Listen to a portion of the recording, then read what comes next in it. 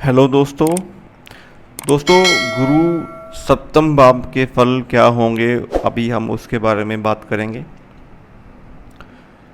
दोस्तों, गुरु सप्तम भाव में जब भी बैठेंगे दोस्तों, पहले तो हमें ये देखना ज़रूरी है कि सप्तम भाव किस चीज़ों को बिलोंग करता है दोस्तों। सातवां भाव जो होता है दोस्तों, वो हमारा डेली इनकम का है, हमारी गृहस्थी का है, हमारी दुकानदारी जो है हम उसे डेली इनकम वहाँ से कमाते हैं। हमारा बिजनेस जो है वो डेली इनकम में ही आता है दोस्तों। और हमारा जो भी सामाजिक दायरा होता है, हमारे ऑपोजिट जो लोग होते हैं जिनसे हमने अपना बिजनेस या व्यापार करना होता है,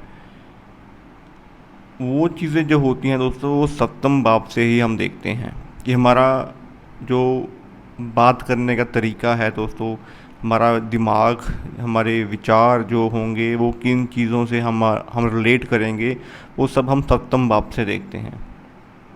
सप्तम भाव भी हमारी पार्टनरशिप है, हमारी गृहस्थी है, हमारी स्त्री है, हमारी शादीशुदा ज़िंदगी है दोस्तों।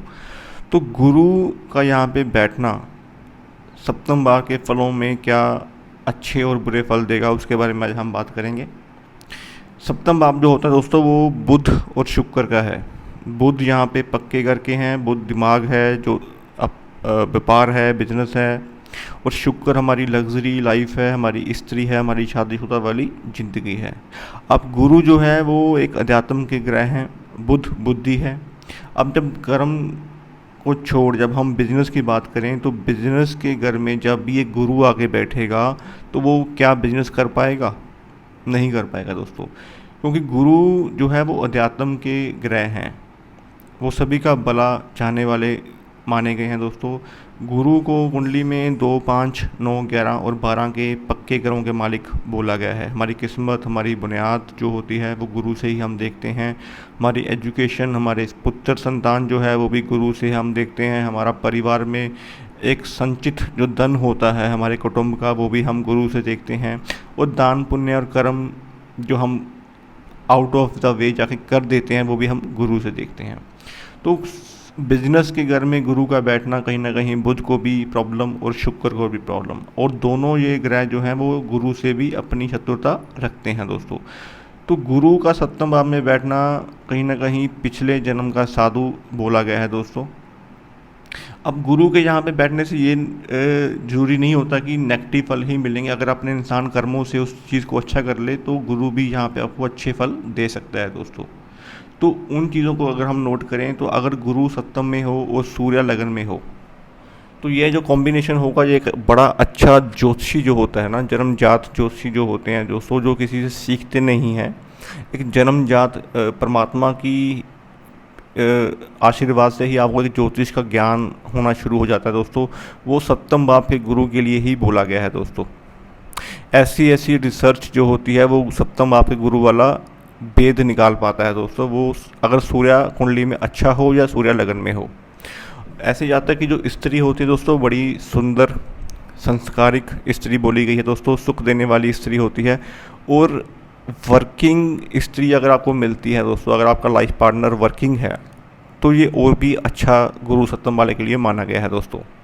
कुंडली में 2, 5, 9, 11, 12 जो गुरु के पक्के ग्रह होते हैं दोस्तों, वहाँ पे बुध शुक्र शनि राहु का बैठना कहीं ना कहीं गुरु के फल को ख़राब करेगा, क्योंकि वहाँ पे पित्तर ऋण भी लगेगा और गुरु खुद अपना एक गलत भाव में बैठे हुए हैं, तो उनके फल भी खराब होंगे दोस्तों। पॉजिटिव की बात करें दोस्तों, तो धर्म के कार्य में ऐसा इंसान जो होता है वो बड़ा मुखिया होता है, धनी होता है। धर्म का झंडा जो होता है हर समय हाथ में रखेगा अपने भाग्य जो उसका होगा वो स्त्री के हाथों ही होगा। स्त्री जब उसकी शादी होगी दोस्तों, तो शादी के बाद ही उसका भाग्य जो होगा वो उदय होना शुरू हो जाएगा दोस्तों। स्त्री ही ऐसे इंसान की ज़िंदगी में जब आती है दोस्तों, तो उसका जो मार्गदर्शन, जो एक टीचर होता है, वो उसकी स्त्री ही होती है। अगर वो अपनी स्त्री की इज्जत करे, उनके द्वारा बताए हुए कार्यों को करे, उनके द्वारा जो भी आपको सलाह दी जाती है उनको कैरी करे, तो गुरु सप्तम भाव के फल आपको हमेशा अच्छे मिलते चले जाएंगे दोस्तों। जो धन की हालत होगी आपके पास, आप बिजनेस पे गुरु बैठे हैं तो पैसा भी तो कमाना है ना दोस्तों, तो पैसा जो होगा वो चंद्रमा की स्थिति के ऊपर होगा। अगर कुंडली में चंद्रमा अच्छे घरों में है, 2, 4 में है, तो गुरु सप्तम में भी आपको अच्छा पैसा दे सकते हैं दोस्तों।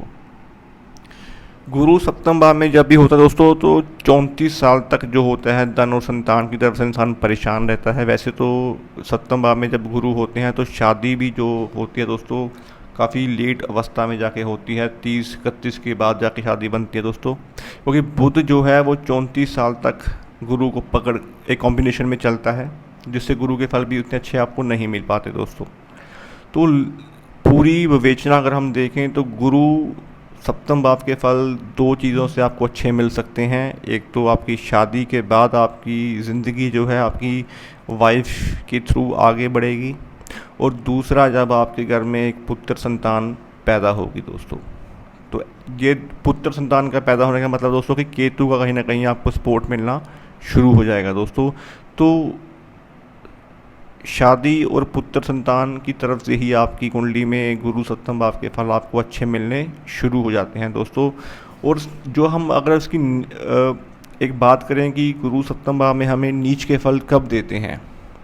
गुरु सप्तम भाव में नीच के फल दोस्तों तभी मिल पाते हैं अगर ऐसा इंसान अपनी बहनों से किसी न किसी तरीके से लड़ाई झगड़ा करे, चाहे घर में घंटियाँ बजाने का शौक़ हो, सितार गिटार ऐसी चीज़ें रखने का शौक़ हो, गले में माला पहनने का शौक़ हो, या कहीं ना कहीं से अपने उतारे हुए कपड़े जो हैं वो दूसरों को दान देना शुरू कर दे।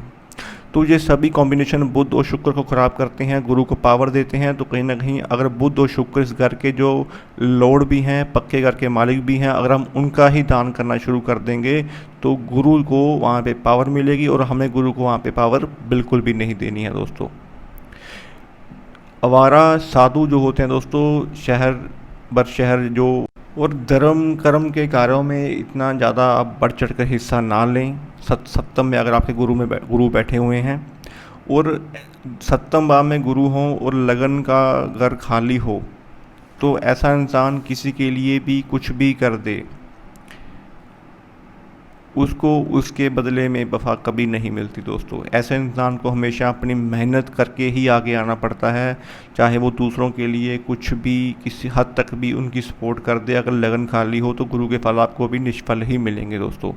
गुरु सप्तम में होने के कारण अगर बुध कुंडली में कहीं ना कहीं अच्छा हो तो फिर भी कुछ हद तक आपको सपोर्ट मिल सकती है। अगर बुध भी कहीं ना कहीं कुंडली में अष्टम या द्वादश में हो तो गुरु के फल और भी निष्फल आपको मिलते रहेंगे दोस्तों। गुरु के सप्तम भाव में अच्छे फल लेने के लिए यहाँ के उच्च के मालिक हैं शनि दोस्तों, और बुध है दिमाग, शनि है चालाकी। तो कहीं ना कहीं आपको सप्तम गुरु के लिए शनि का चालाकी या क्लेवरनेस बड़ी ज़रूरी है।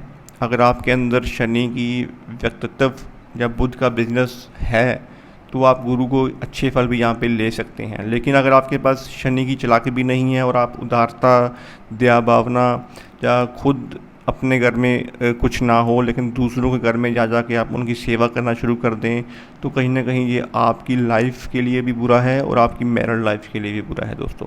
तो ऐसा इंसान आगे जाके अपने पुत्र संतान के लिए भी कुछ नहीं कर पाता दोस्तों।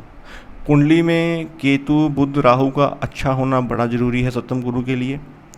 और ओवरऑल अगर आप देखें तो गुरु को यहाँ पे आपने पावर बिल्कुल नहीं देनी है, बुध शुक्र को अच्छा रखना है, और ज़्यादा आपने पूजा पाठ, भक्ति या कपड़ों का दान बिल्कुल भी नहीं करना है दोस्तों। तो उम्मीद करता हूँ दोस्तों आपको ये वीडियो अच्छी लगी होगी। अगर आपको वीडियो अच्छी लगी हो तो काइंडली से आप शेयर करें, लाइक करें और सब्सक्राइब करें चैनल को। ऐसे ही हमारी और वीडियोस ज्योतिष के ऊपर दोस्तों आती रहती हैं। अगर आप चैनल के ऊपर नए हैं तो प्लीज़ इसको आप सब्सक्राइब जरूर कर लीजिएगा दोस्तों। आज के लिए इतना ही दोस्तों, धन्यवाद।